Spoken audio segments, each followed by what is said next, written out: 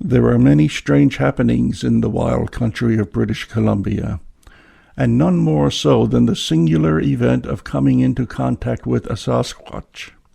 In the indigenous tongue of a native people, the males are known as the Bukwas, and the females are named Sanakwa. The people who seek them out are known as Sasquatch researchers, and the following reports are from the files of one such man, Canada's preeminent Sasquatch researcher and seeker of the truth, Thomas Steenburg.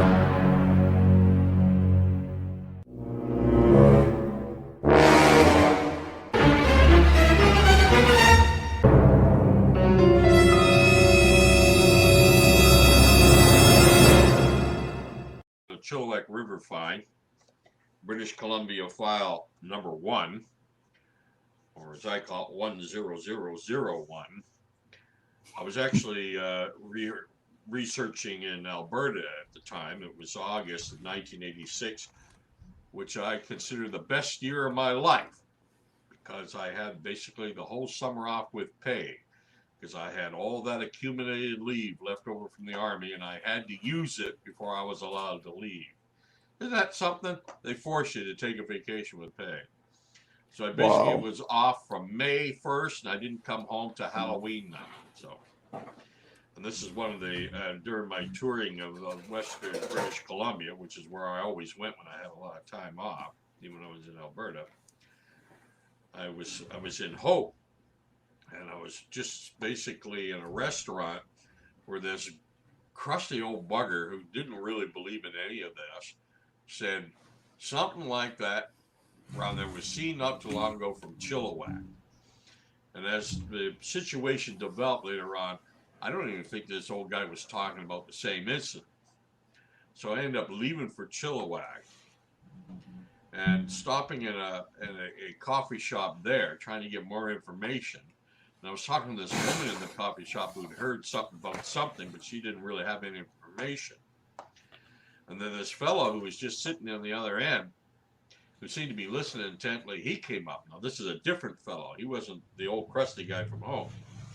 He came up and said, what happened on down along the Chilliwack River in a campsite just a couple of days ago. And that's what he said. I didn't find out till later that this man may have been one of the witnesses. Uh-huh. I'm still not really 100% sure if he was one of the witnesses, but I have no idea. He just told me and he gave me rough directions of where to go, and that's where I headed. So I headed down along the Chilliwack River. And the Chilliwack River back in 1986, once you passed the first bridge, it wasn't paved at that point. So all the way to Chilliwack Lake, it was a dirt road back then. It's now paved all the way to the lake, but it was a dirt road then. I went all the way down there, and I was almost beginning to give up, and I saw this sort of camping area off of the right-hand side of the road among some beautiful old-growth trees. And I went into what I later found out was the exit. Because there were no signs or anything. So I went in with the exit. And as I was going in, there was this red camper pickup truck with an old-fashioned camper on the back of Utah plates coming out. And I stopped, and there was an elderly man and woman driving. Turned out later I identified it was a Mr. and Mrs. Harris from Salt Lake City. They were out visiting Canada because remember, 1986 was Expo year. Oh, that's right. That's right, it was Expo year. So they had spent a week in Vancouver doing what she wanted, going to Expo and things like that. And now they were doing what he wanted, which was driving across British Columbia, fishing and camping, and then eventually heading home once they got to Banff, Alberta. But I casually mentioned, did you hear anything about something strange being here? And she lit up and she said, oh, you mean the Bigfoot? And he just shot a look at her as if to say, shut up. But I managed to calm him down. And after a while, they agreed to put off their leaving. They backed the camper up. And they went back to the site and they showed me, apparently they're the ones that had the sighting. And what happened was, well, I'll just read what I wrote at the time. I mean, Actually, it was not Cow Creek. For years, we thought it was called Cow Creek, and it turned out it's called Bald Beard Creek, which is a small feeder stream that feeds right into the Chilliwack River. I had for a short time during my search the wildest stroke of luck. I left the town of Hope where I was getting stitches checked out, because remember earlier that month I had my little run-in with a grizzly bear. Yeah. I was sitting having coffee in a small cafe in Chilliwack, not far from the Vendor Bridge, which crosses the Chilliwack Vendor River. I was talking to a waitress and a young woman who had an interest in the Sasquatch mystery, and I was asking her questions about research, and they were asking me questions about the subject in general. When a gentleman came up to me and told me that he had knew about a creature that was seen just 2 days before, about 12 miles along the Chilliwack River. Well, needless to say, I wanted to hear more from the gent, but he would not give me his name. I asked him several times. He wouldn't give me his name. He said he just quickly told me how something had happened there and I should go check it out. I just said a little bit more to that, but I'll keep that for now. Well, I was not eager at first due to the gent's reluctance and tone. I strongly felt that this was a hoax attempt, and I was having a nice laugh at my expense, thinking of me driving 12 miles up a road in Wells Goose Chase. However, by the time I did find the campground, it was nearly 4 o'clock in the afternoon. I drove in what I thought was the entrance, which I later found out was the exit. No signs at this time. I'm sure glad I did, because I came across a red pickup truck camper pulling out, which I had to move over at the time. And the driver, he actually said to me, "Wrong way, young man." I remember that. Yeah. I waved and asked right then and there, "Do you folks hear anything about a strange creature being seen here a couple of days?" And without any hesitation, he replied, "How the hell did you hear about it?" It turned out that this couple, Bobby and Kathy Harris from Salt Lake City, were a couple taking a cache of fish as it went. They were an American couple visiting BC on vacation from Salt Lake City. They had spent a week in Vancouver attending expo facilities, and now they're doing his part of their vacation, which was camping and fishing, and having a good time. He and his wife were down fishing for trout in the Chilliwack River itself, and there's right across from the site, there's a drop off down to the river's edge. So when you're looking back at the campsite, the high river's edge is sort of obstructing your view a little bit. Yeah. All he remembered is looking at his wife, and she's pointing back at the campsite, something like this, the mouth agape. He looked and said to me he saw from about the waist up, because of the high bank, what he described as a brown hair-covered gorilla-like thing that was sniffing a stringer, a gill stringer, a fish that they had hanging on a hook on the tree. And they had about 3 or 4 trout on this string, which they had planned to clean later on and have for dinner, right? Usually they use this hook to hang a lantern at night, but they had the stringer hanging out and figured it'd be safe there from anything. Personally, I would have put them in the cooler, but hey, that's just me. And the thing was sniffing the fish, and it just grabbed the fish, tore it off the hook. The hook sort of went, and it immediately started walking away, crossing the main Chilliwack River Road, which was a dirt road at that time, and disappeared along what at that time I thought was called Cow Creek. Found out much later, thanks to a friend of mine who wishes to remain nameless because he doesn't want his buddies at work to know he's involved in Sasquatch research. He found out for me in about 30 minutes on the computer, after me looking for 10 years at maps and charts and things and books, that it was actually called Bald Beard Creek. Okay, that the thing disappeared on. Now, our 2 witnesses who saw the thing never, ever went across the road to look to see where it went. They hung around there. They stayed the rest of the day.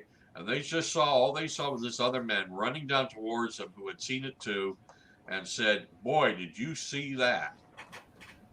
And I think, and I'm pretty well sure that he's the guy that I was talking to in that coffee shop in Chilliwack. Matter of fact, I know it was. He just wouldn't give his name. Okay. He was very vague. But thanks to him, I found out about this and was able to catch these people. As a matter of fact, I've been 5 minutes later, I would have missed them altogether. You know. So they put off their leave and they told me the whole story. We didn't do a proper interview because I was not equipped to do so.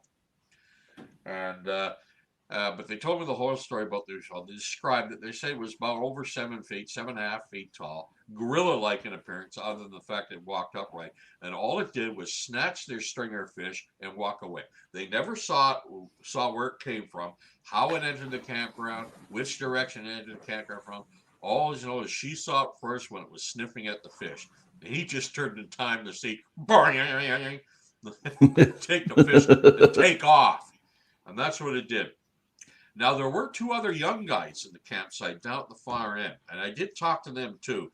The most interesting about them is, boy, they were snickering and, and not taking the subject seriously and stuff like that. They hadn't seen anything. And part of me, in the back of my head, of course, you got to wonder, did these guys set something up? But I'll get to that later. After the Harrises carried on with their vacation, I decided to look across the road along the banks of Baldbeard Creek, and I'm the one that found the tracks. The witnesses never found them. I could see in the water where something had crossed and left what looked like a really good footprint in about 8 inches of water right in the mud in the river. And it was still there. And I could see pretty good prints along the soft spots right along the creek bank there. And I could also see where it left the creek and went walking through the ferns amongst a couple of really rather large trees where these footprints just sort of rambled around all over the place. The way I thought of it at the time was like a man looking for his keys. And I theorized at the time that perhaps it was just stopping and looking to see if it was being followed. Okay. And it wasn't. And then the trail went on into a rockside area on the side of Ford Mountain. Ford Mountain's a large mountain there on the other side of the creek. And this rockslide area, I mean, some of these boulders are the size of cars. I took you there that one time to show you the spot. That's right. That's right. And it's amazing how that spot looks today. It was almost like someone threw a switch and suddenly that whole clearing there where the ferns and grass was started filling up with new trees. And now those new trees are 20 feet high. So it's actually a forest there now again, where it was just a clearing in the forest and a small batch of old growth trees before you got to the rocks then. And I followed that trail to the edge of the rockslide area, and I never, ever was able to find where the rocks, where the thing had left the rockslide area. And I was never able to find the fish stringer either, because I was looking for that as well. I figured whatever this thing is going to eat it like a snack in a convenience store and throw it away. But I never found it. Never found it. That was very, very rough territory. Very rough territory around there. Horrible. But the footprints, and I took several photographs of them. Here's one of them right here at the time. And here's another one. Oh. But those were the clear ones. And of course, this is 1986. So I'm carrying 35 millimeter film in a camera with 12 shots each. And at the time of my thinking, I was thinking, I better not take too many pictures of these in case I see what made them. I didn't want to waste the film, right? Yeah. But I did take several photographs of the tracks at the time. And even compared one, like this one was interesting. I put my poop beside, it's where it was starting to go uphill and it almost looked like it slipped a little bit. Yeah. But there was about 112 impressions. Of course, once in the grass and the ferns, the footprints were really just marks in the ferns and grass, right? Yeah. But down by the creek, there was enough there that I could cast 2 prints. I cast 2 of them And I have one of the original crafts still today, right out of the ground. And that's this baby right here. But what That's size is that, Thomas? 18 inches long. Yeah. Yeah. And this is obviously a right foot. And they described the animal as 7.5 feet. But it was not the most ideal conditions for tracks. So I was amazed I was able to get in.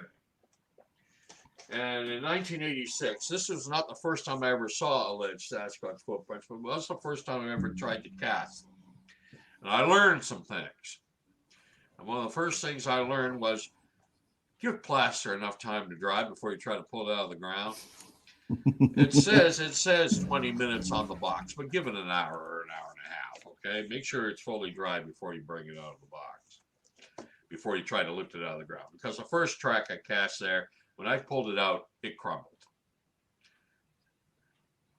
So it wasn't enough water mixed in with it, or? No, I just didn't give it enough time to dry. I waited 20 minutes.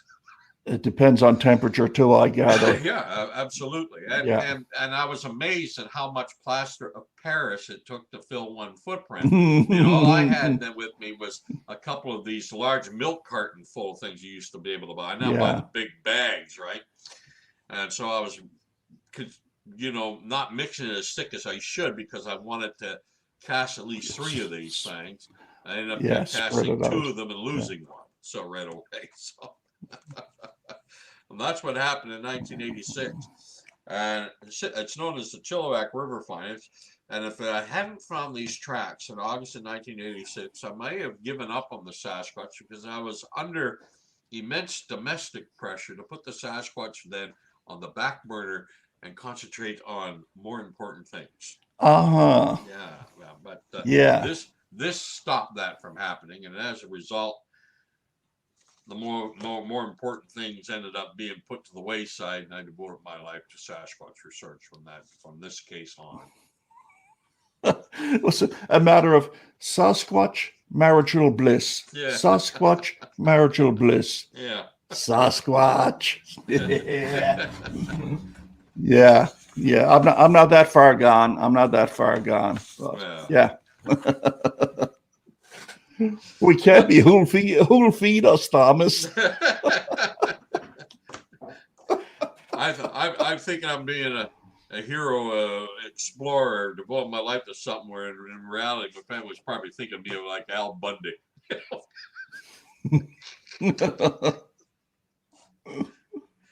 No way, Peg. Wow. I'm looking for Harry Eads.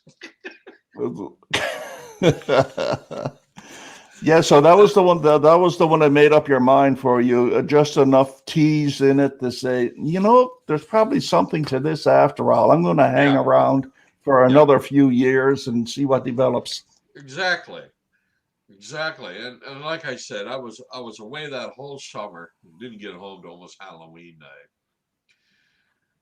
night. And I just wasn't going to quit after this. This is the year that did it for me. 1986, 78 to 86. It was. I'd like to do this more, but I have a job. I got responsibilities. I got to finish my military service. Other things. I was being pressured not to leave the military, to stay in, make a full career out of it, be able to retire when I'm 50 with a full pension. Some parts of me wish I had done that now, but yeah. Who knows? Would end up in Bosnia or Afghanistan. I don't know. I don't think they had Sasquatch over there. No. But that's what happened on the Chilliwack River Find in 1986. Probably one of the most fascinating casts of footprints I ever saw. It convinced me that there has to be something to this. Oh, and at the time, 1986, John Green and June had moved to Vancouver Island. And I tried to contact him, and I couldn't get through to him to let him know this happened. Renee was not at home. I couldn't get a hold of him.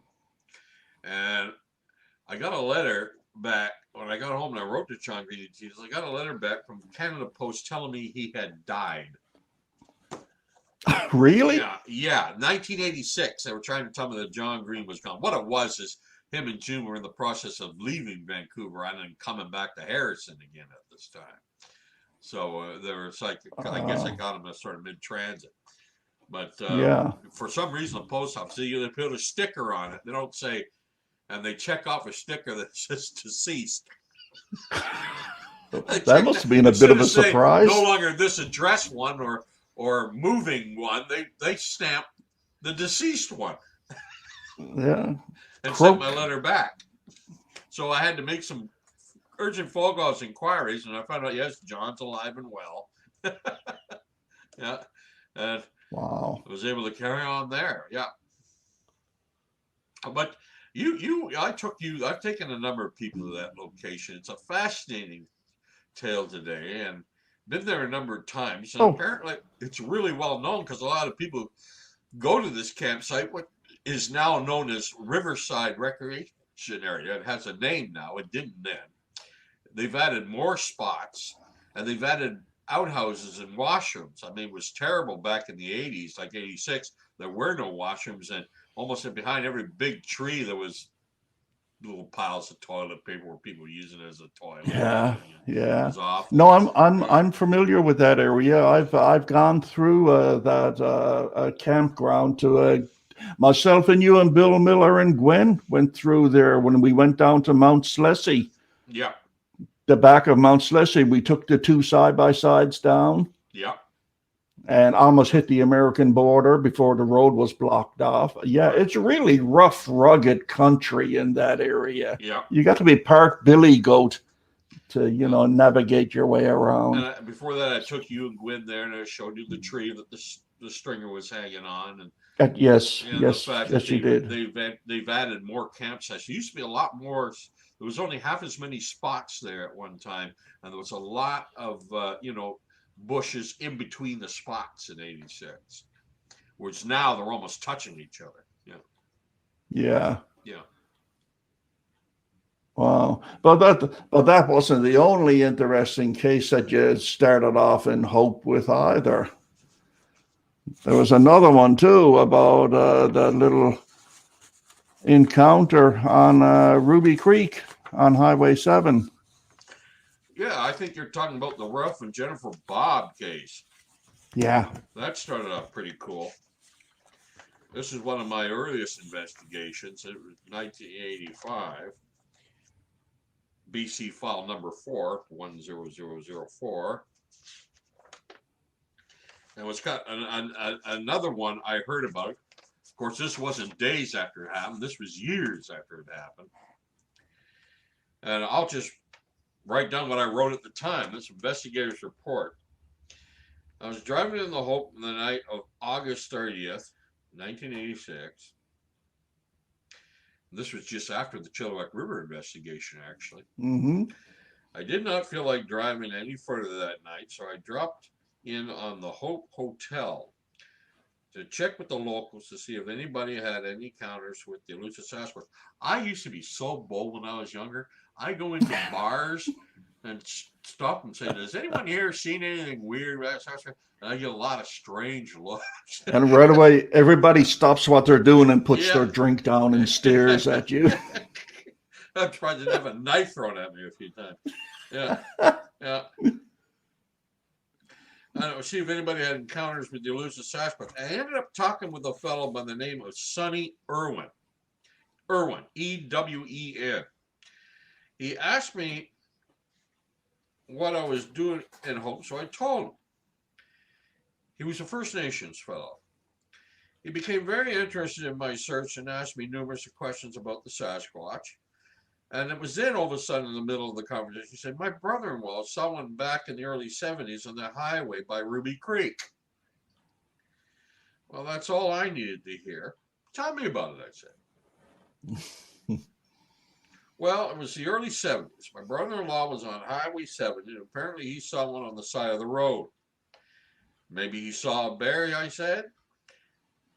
And he replied, "That's what I said when it happened. But after all this time, he still says it was a Sasquatch." I didn't believe him at first. Nobody did. But after all this time and all the ridicule he went through from his friends and his family, he never changed his story. So the next day, he gave me his brother-in-law's phone number. So I phoned. Turned out he lives with a charming wife, Jennifer, up around just north of Yale, right off of Highway 7. That's where they lived. They lived for years. So I asked if I could interview them, and they said, sure, no problem.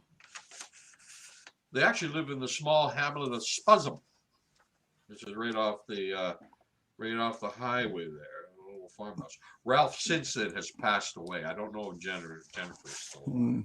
Yeah. But I got to the place and she said, sure, come on over. And remember, I'm visiting these people's home. And those days, I was still a little nervous about asking people, to turn things off and things like that so we could talk, probably do a proper interview. I mean, she had her television going, and I didn't want to ask her Hmm. to be rude. So it's kind of funny when you listen to the old tape recording of this interview because you hear the Steve Martin movie, The Jerk, in the background all the way. What a soundtrack. Yeah, the soundtrack. Oh, he hates these cans. That kind of thing. You hear it in the background. But here's what Jennifer basically said. Basically, Ralph wasn't home yet. So I figured, okay, I'm not going to have to deal with the guy wondering what this guy's doing in this house with his wife when he gets here. But she said he's going to be home within an hour. And apparently she was with them and their kids were with them that night. It Hmm. actually happened early hours of the morning in August of 1973. They were at the Chilliwack Drive-In watching an all-night feature. I have no idea which movie they were watching. And they were driving home along Highway 7. They had an old-fashioned station wagon. The kids were in the back of the station wagon, and Jennifer was leaning over the seat trying to cover them with sleeping bags and stuff because they were all snoozing over it.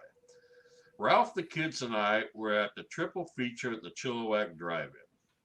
We were coming home along Route 7 past Kitty Corner towards the Ruby Creek Bridge. To put it straight, you know where that rest stop is. Hmm. Right on Yes. Highway 7 up Ruby Creek.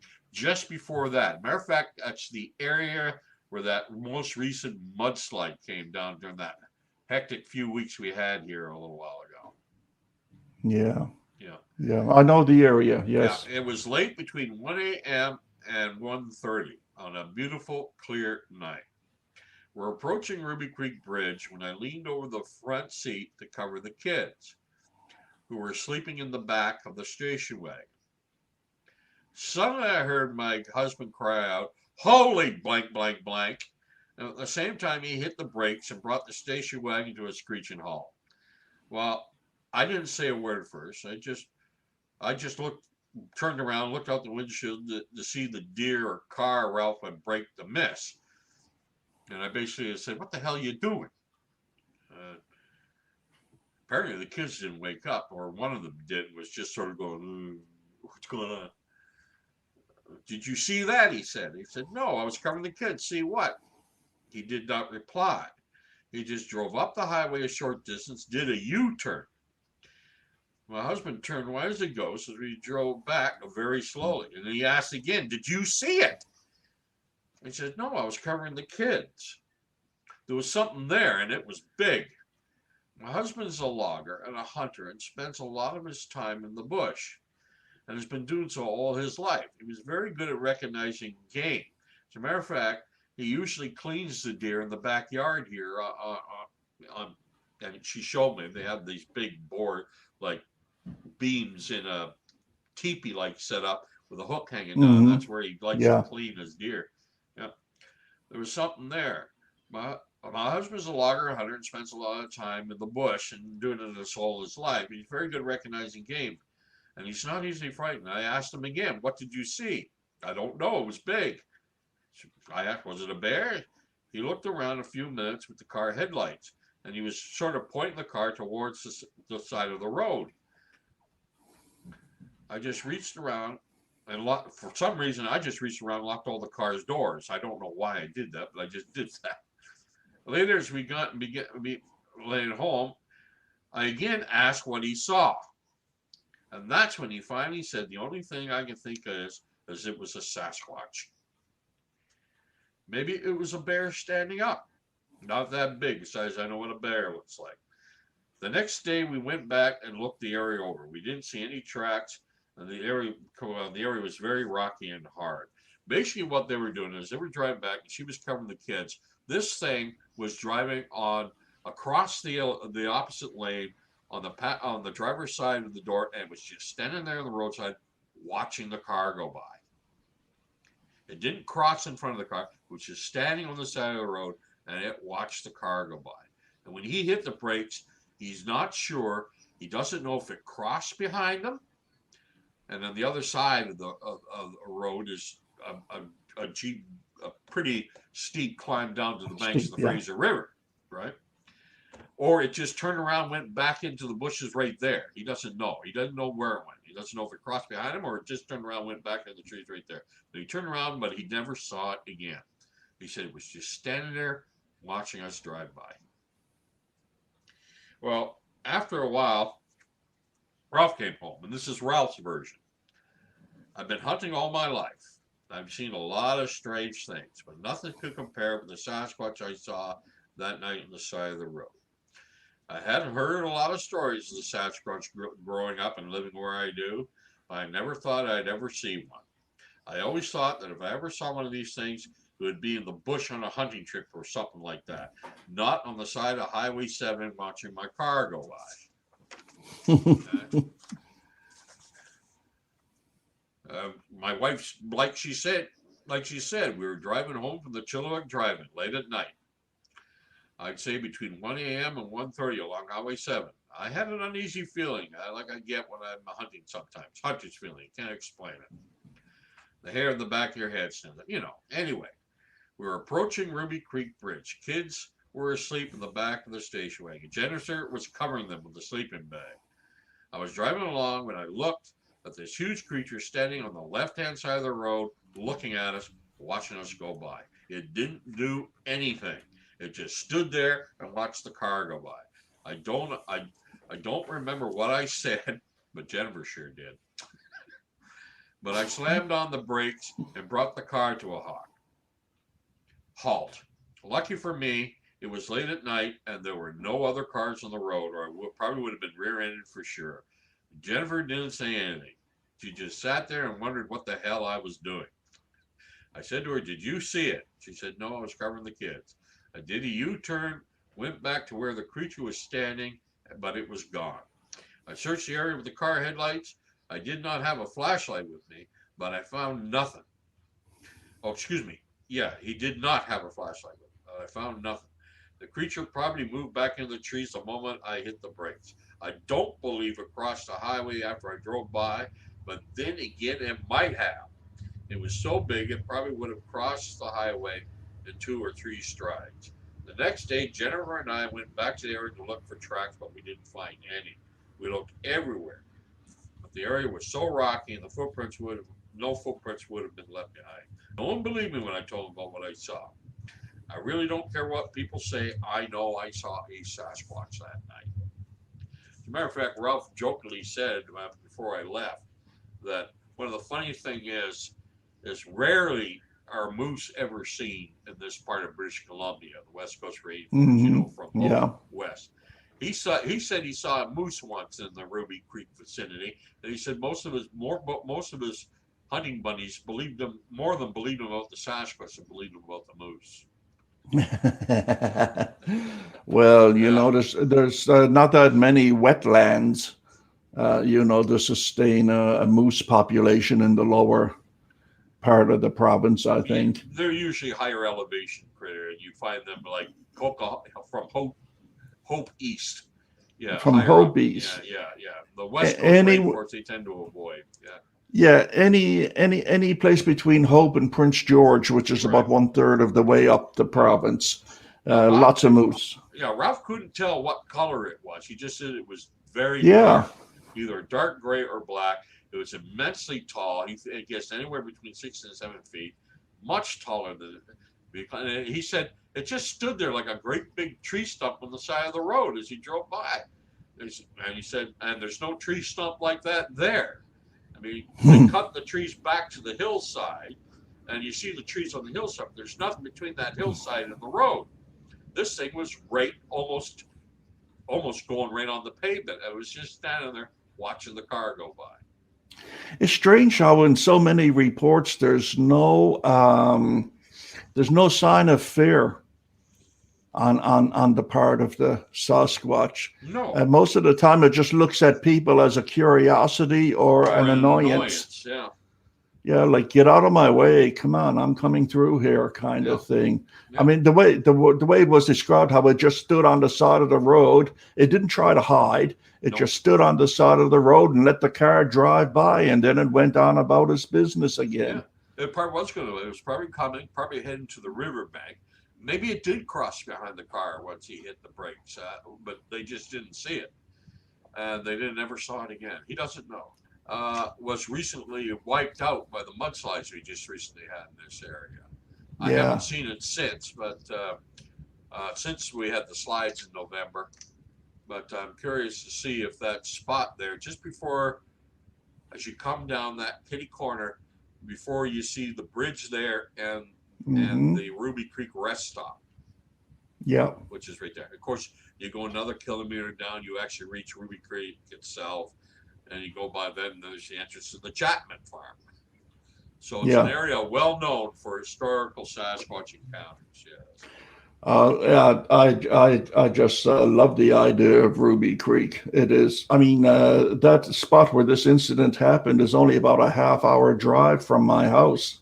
Yeah. And I just think it's really an authentic report in so many ways because there's been a lot of reports about couples out driving, daytime, nighttime, whatever, where the driver says, "What the heck was that?" And the passenger says, "What? I didn't see anything." It's like they're doing something, looking in their purse, or they're trying to get something out of the back seat, or whatever, I when don't know if these you I don't know if you incidents can occur. make this out very well, but that's a sort of a little diagram Ralph drew for me at the time. You know, you got the car, Yeah. the highway, and the figure right there, and it's just standing there, watching the car drive by. Well, I think no, that's one of my favorite reports, definitely. Yeah. And And again, I it's never another one that pass. never would have been recorded or Yeah, how survived. many? But How? unfortunately, Yeah. Ralph has unfortunately passed away. He passed away about 10 years ago hmm now. I don't know if Jennifer is even still alive.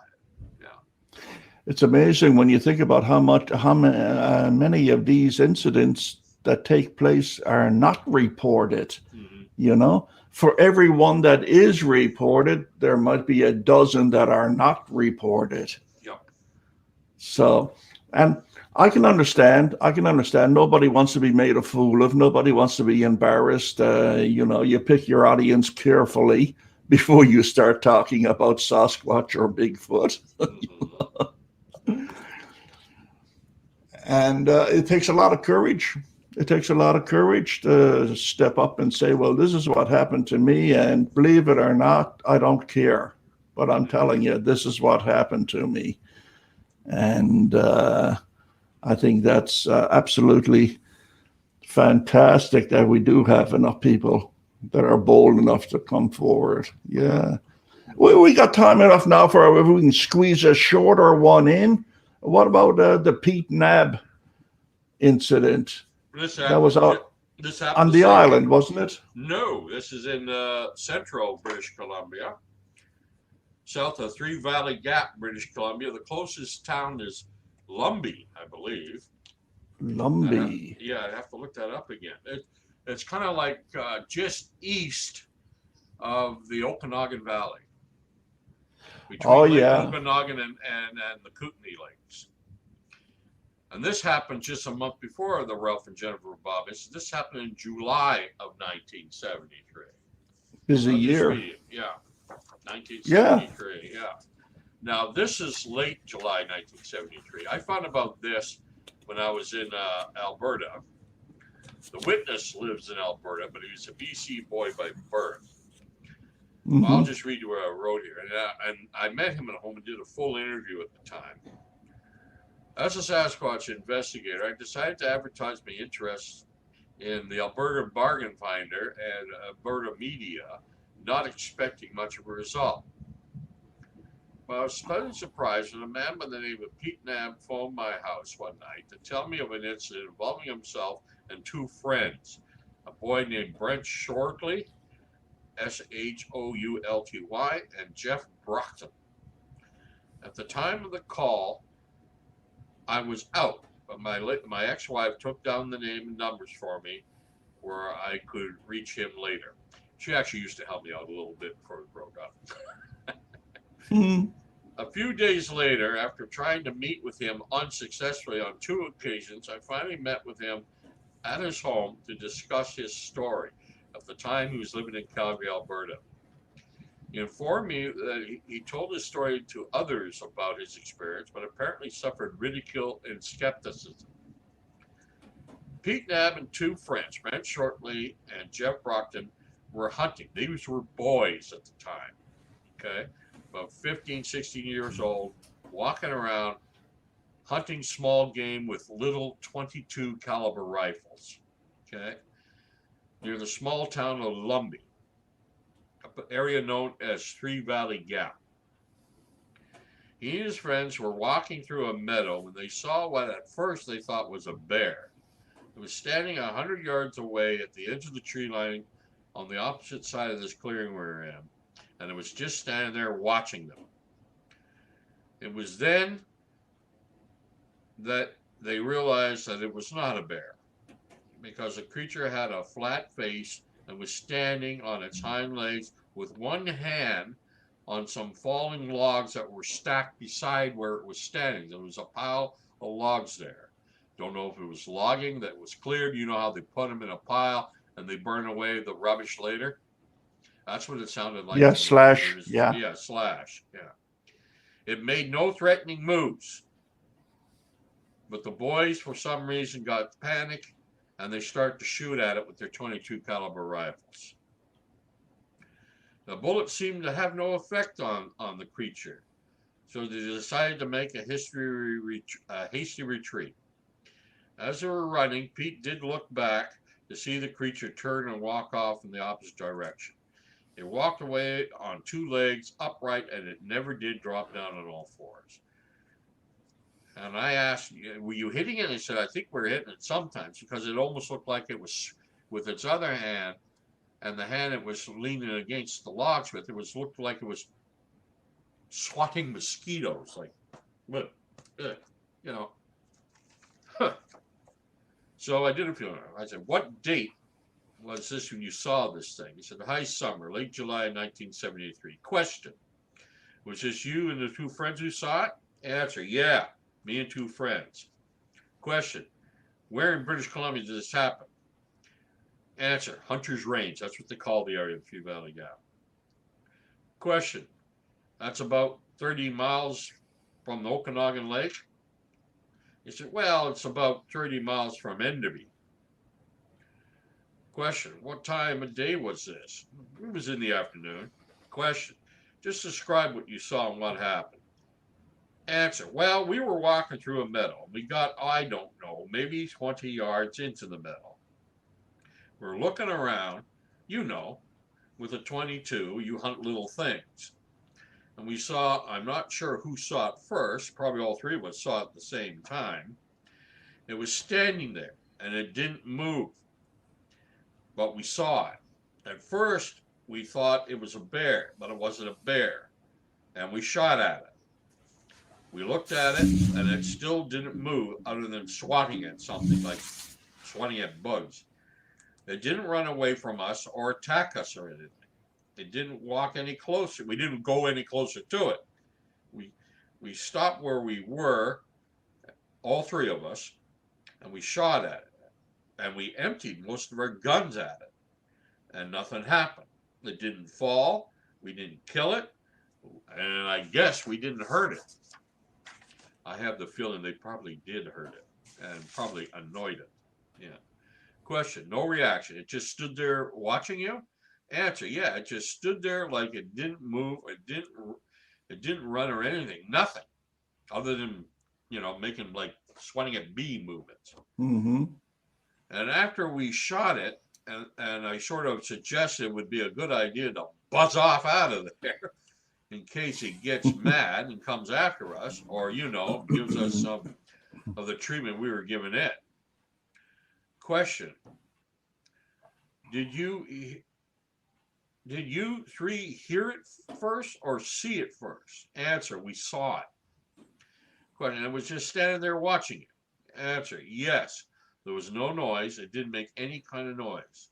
Question: You were in the meadow and it was standing on the tree line? Answer: On the tree line, yes. What color was it? Answer: Black. I ask again: Black? Answer: Yes. Question: Was it covered in hair? Answer: Yes, it was covered in hair. Question: It was standing on two legs? Answer: Yes. Question: You didn't notice any facial features? Answer: The facial features that I saw was, thinking back years ago. And remember, I'm interviewing this man in 1984. Yeah. Mm-hmm. About something that happened in 1973. The eyes, they were deep.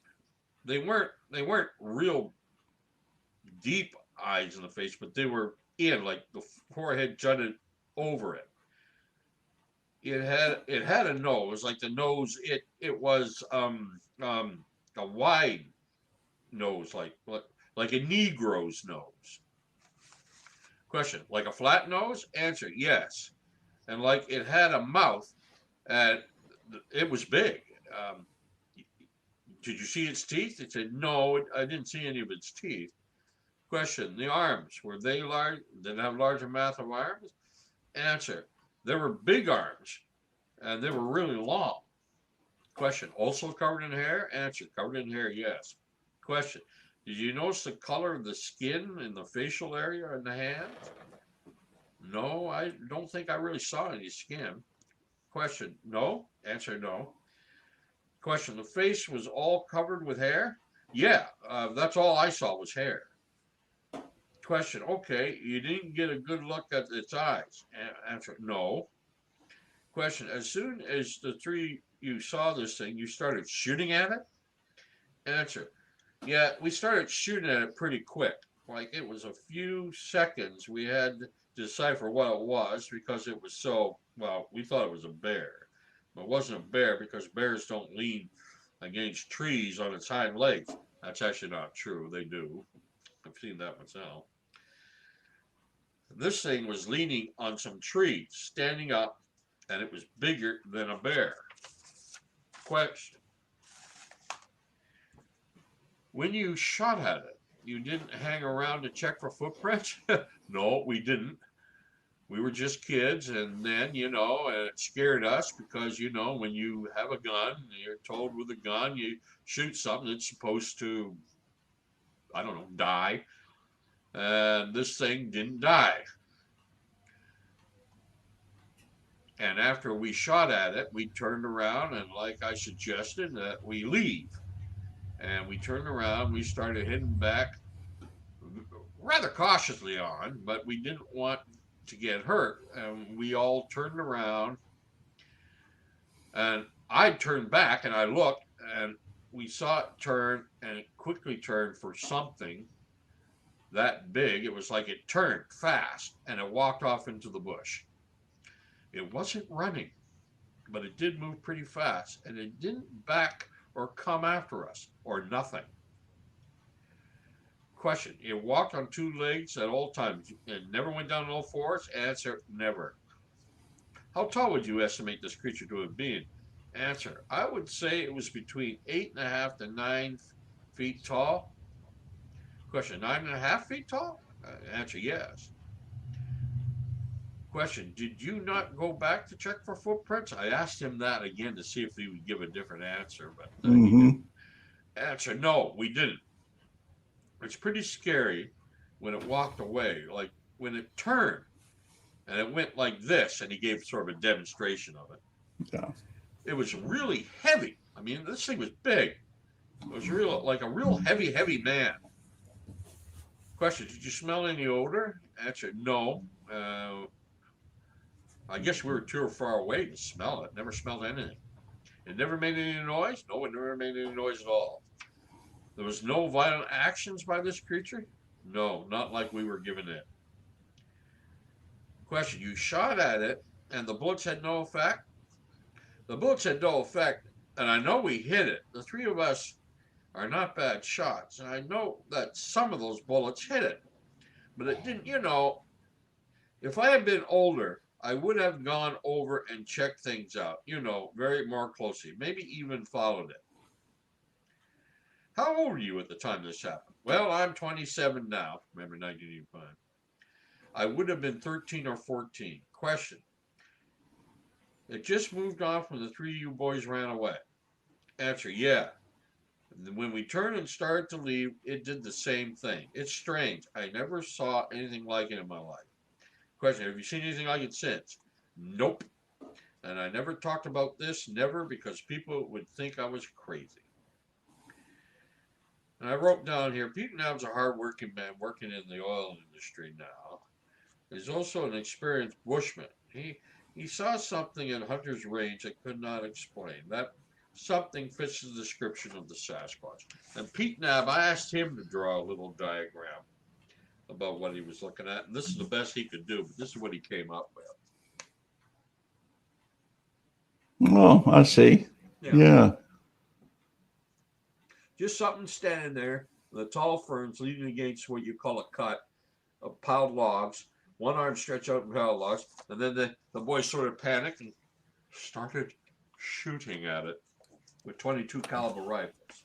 Now, caliber rifle is basically a glorified BB gun, as you know, but it can kill you.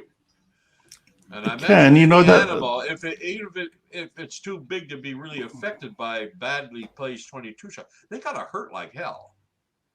Oh, definitely. I mean, Yeah, they but the will only reaction they puncture. They saw will was the thing. puncture. There's occasionally the thing went like this, like what the hell is Yeah. that? Yeah, yeah, Well, maybe it's pretty dense, the hide, because, I mean, like cowhide is one of the most unpenetrable skins on any animal on earth. I mean, anyone who's ever tried to skin a cow or anything can tell you that. I yeah, mean, their leather-like skin is almost impervious, yeah. so this thing might have the same concept. The only thing that bothers me, frustrates me about this report is that Pete never comes out and says what he estimated the distance was Yeah, from them and the creature. yeah. All he said was that we came out into a small meadow. Hmm. I don't know what small means, Yeah. and But of course, this is one of my earlier interviews, so I didn't really directly ask him that question either. How far do you think you were from it? Which I ask all the time now. Yeah, yeah, I mean, especially because they're using 22 long rifle, I guess, yep, and shooting at it. Now, they had a 30-06 or something. Okay, I'd take for granted that it hit the thing and it could very well have killed it. But like you say, it's a glorified pellet gun, although it can kill a person, no problem. yeah. But And Pete, I asked him about. I remember I, asking him about the rifles. He said there was actually only two rifles, so not all three boys were carrying them. One boy, Pete, had one, and one of the other boys had one. And the yeah, one rifle the other boy had was a bolt action 22, and the one Pete carried was like a Winchester or lever action rifle. Yeah, lever action. Yeah, yeah. okay, And they yeah, were basically yeah. out I'm looking from, for rabbits and things to shoot at. yeah, Yeah. yeah. So it makes me wonder. See, if you only had, I don't know what the velocity range of a long 22 long rifle is. I think probably a couple of thousand yards or something like that. And after that, you could catch it in your hand and put it in your pocket. You know, it loses the velocity extremely quick. So yeah, if he had to say, well, I don't know, we came into a meadow. How long was it? Oh, I don't know. It was about 600 or 700 feet long. And where was the creature? Well, he was halfway up the meadow. So that would put him about 400 feet or so away, 300 feet away from you or something. Well, it almost And sounded to me like, that's yeah, something you could run with. yeah. It almost sounded to me like they came into the meadow and were starting to cross it and search around for things like rabbits when they noticed this thing Hmm. sitting in the tree line at the other end of the meadow. Yeah. Yeah, on a snag of logs, right by a snag of land, and just watching them, standing perfectly motionless. And I've had so many witnesses tell me this before. If they hadn't looked right at it, they never would have noticed it was there. It was standing that still. Well, humans have the the frontal view, the same as any predator, and predators react to movement. Right. And if something doesn't move, you can't see it unless you're staring straight at it. And sometimes you can't even see it then. Yep. But it's yeah, that's a learned behavior, I guess, on their part. It's a way to survive. And I felt nothing. I didn't see any reason why Peter Neb would be making this up, and or whether he was just mistaken, which is always a possibility, but I don't think so. It sounded to me like a bunch of 13, 14-year-old boys out hunting small stuff, came across something big that scared the hell out of them. They started shooting at it and they left. Yeah. Yeah. And how could a bunch of 13-year-olds walk around with 22 rifles anyway? Mind you, this was back in 72 before the Firearms Act. With a 22 back then. Yeah. I walked around with a 22 back then all the time. And we'd shoot at anything. We were boys. Not to be associated with the movie We Were Men. Yeah, we were boys. We're young, stupid. We do shit like that. Yeah. Yeah. Norman we're shooting at stumps, or we're shooting at tin cans we brought with us for that purpose, or something like that. Yeah. But we like things that make noise and explode, and any kind of mayhem. We're for it, whatever in whatever form it might be. He actually told me that. No, at that age, if we got rabbits, we skinned them and we ate them. So, yeah. Rabbit tastes rather good. Yeah. And you'd have to be pretty good to get a rabbit with a 22. Mm-hmm. You'd have to be a pretty fair shot. Mm-hmm. That's for certain. Right. So it makes me wonder how he said that they were fairly good shots. So if most of those shots would. I'm guessing. I'm guessing two rifles that. Well, the Winchester one must have had at least 10 rounds, 8 to 10 rounds in it. Pretty rapid firing. Yeah, the bolt action one probably at least 5. I think 5. I used to have one many years ago when I was a kid. It was a German one, and extremely accurate little thing. It must have been an expensive gun, whoever originally bought it, and yeah. And it was a bolt action. I think it was 5 in the magazine. 5 was the capacity. I don't know the lever action, what it would have been with the lever action. But yeah. But anyway, coming up in the next program, I think we're going to visit one of my favorite places on earth. And that is, we're going to talk about the little town of Princeton. And a little encounter that happened there on a bridge. This is back again in the 70s, early to mid 70s.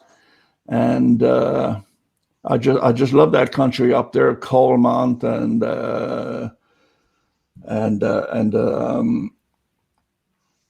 I'll have to edit this part out. I can't remember the name of the other town. Coalmount. And on the back of Coalmount, there's another one on Otter Lake or something. It begins with a T. Oh, I'd have to look that up again. But it's a dirt road that goes back in there. It goes back in there for miles. Yeah, and Coalmount's just a little community. I've seen it a number of times. And there's only something like 10 or 15 cabins and little houses, and half of them are deserted. Oh, yeah. But it's fascinating. Back in the 80s. Yeah, that was back in the 80s. I mean, we before COVID hit, we camped out back there for 10 days, 12 days at Rock City, which is right down on the river in Coalmount. Yeah, and we drove all there. The forest there is more like big pine trees rather than the firs and the cedars here in the West Coast rainforest. And you're able to see between the trees better. Yeah, that sort of reminds me of Skagit County, the road where you go down to the lake on the border there. I forget the name of it now. Anyway, you can see for hundreds of feet in between the trees on both sides of the road. It's absolutely, Absolutely fantastic. But no, that was interesting. Can you recall we were talking about these incidents that occurred on Highway 7, and one thing came to mind, Rick Knoll saying one time, maybe he told you, I don't know, that was the only time he thinks he ever saw a Bigfoot or a Sasquatch. I think he was leaving your place and heading back to Harrison. Yeah, but And somewhere between your place and Harrison, he said he saw a pair of legs, big furry legs, off at the edge of his headlights going across the road. Yeah. And he said, if I ever saw one, I think that was it. Yeah. A pair of legs. Yeah, a pair of legs. Wow. Of course, I've been by there both ways more times than I can count. I've seen bear, I've seen deer, I've seen people, but I've yet to see a Sasquatch on Route 7. But they used to call it Scenic Sasquatch Drive, and used to see these little signs with little cartoon Sasquatch. There's only one left now by Hope, but they used to be all between Hope and Maple Ridge. Scenic 7 Sasquatch Drive. But they all got taken down through road work and stuff, and they never got put back. And I put a bunch of them in the book so you could see what they looked like when they were still around. But the Lougheed Highway, number 7, with Ruby Creek and the Chapman Farmhouse, used to be known as Scenic Sasquatch Drive just because of the long history of reports that people drive and see. And it still happens. Yeah. Man. It's I'm glad I happen to live so close to it, because maybe I'll meander up that way a number of times after this winter weather disappears, and that's all I'm going to say about that. Yeah. Lately it's been for essential traffic only because of the slide and flooding situation. But yeah, no, I can't even go down and harass you because of that. Yeah. It's yeah, I was going to drop off a microphone to you. Something that sounds a little better than what you're using now. None of this is being recorded. It's not? In fact, no. Okay, dear listener, that about wraps it up for now. My name is Gerry Matthews. You can reach me at yellowcoyote@talus.net. Thank you for your interest, and until the next time, keep searching.